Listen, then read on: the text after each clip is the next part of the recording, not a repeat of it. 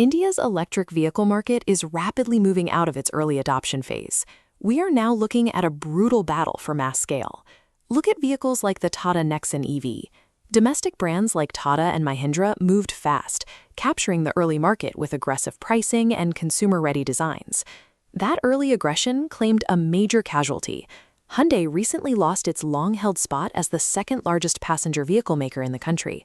For legacy brands, the numbers dictate a harsh reality.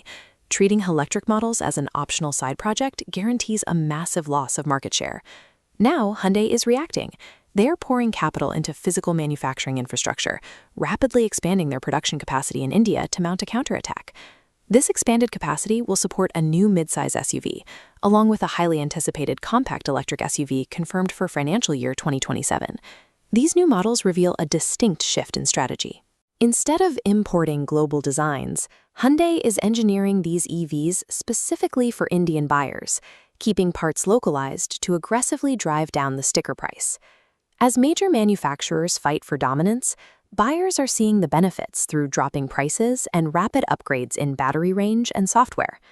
But focusing entirely on this consumer price war hides a severe structural vulnerability threatening the entire industry.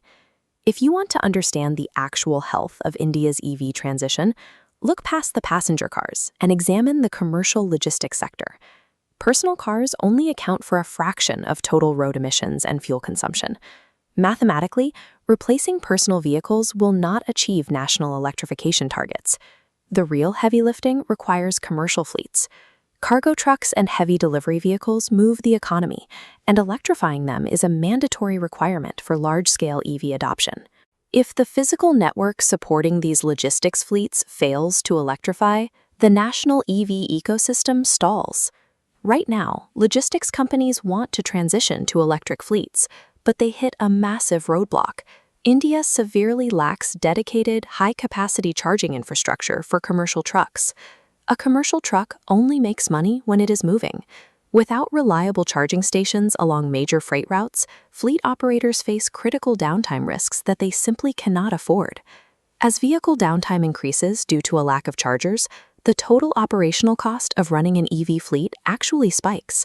These localized cost spikes bleed into the broader supply chain, actively discouraging EV adoption and slowing national projections. And this problem compounds when you factor in the consumer market. Look at the physical obstacles surrounding this charging station.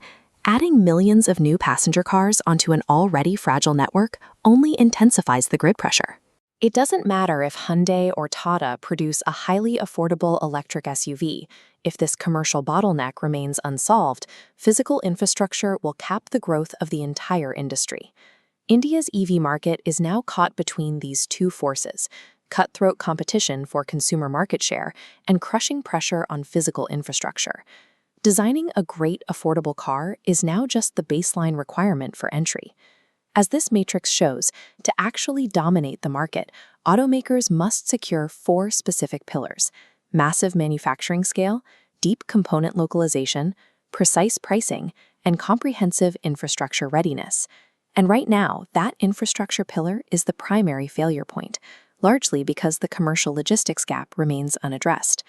The companies that end up leading this market will be the ones that engineer back-end charging networks and logistics solutions just as effectively as they build their cars. The debate over whether electric vehicles will succeed in India is completely over. The challenge now is surviving the sheer execution of massive scale. The real question is whether any single manufacturer has the capital and the foresight to manage a consumer boom while simultaneously fixing a national logistics gap.